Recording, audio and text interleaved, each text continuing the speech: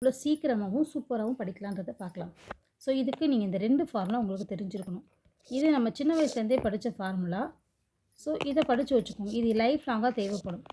Next ட்ரிக்னாமெண்ட்ரியில் மொத்தம் 6 formula தான் அந்த 10th ஸ்டாண்டர்டில் கொடுத்துருக்காங்க. அதில் ஒன் ஆஃப் த ஃபார்முலா இது. இந்த 2 தெரிஞ்சிச்சுன்னா ஈஸியாக அந்த சம்மை சால்வ் பண்ணலாம். ப்ரூஃப் தட்டின நேரத்தை ஃபஸ்ட்டு எல்ஹெச்எஸ் சைடு எடுத்துக்கோமா. Secant power 6 theta. எப்போவுமே ஃபார்முலாஸ் ஃபுல்லு ஸ்கொயரில் தான் இருக்கும். நான் அதனால் என்ன பண்ண போகிறேன்னா இதை 2 × 3ன்னு ஸ்ப்ளிட் பண்ணிக்கிறேன். 2 3s are 6. இவ்வளோ தான். இதுக்கப்புறம் நீங்கள் டேரெக்டாக சீக்கண்ட் ஸ்கொயருக்கு பதிலாக இந்த 1 + tan ஸ்கொயரை ரீப்ளேஸ் பண்ணுங்கள்.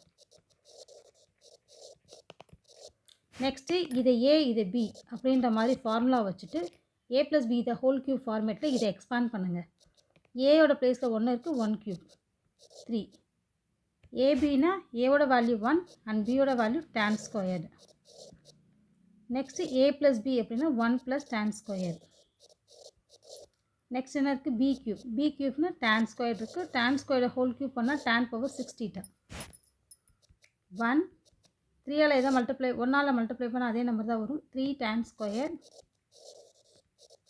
Next 1 + tan square theta = secant square theta. Already formula தெரியும். ப்ராக்கெட் ரிமூவ் பண்ணிக்கலாம்.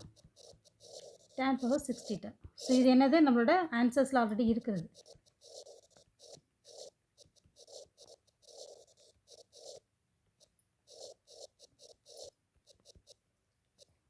இதில் ஏதாவது டவுட்னா என்கிட்ட கேளுங்க. ரொம்ப ரொம்ப சிம்பிள்.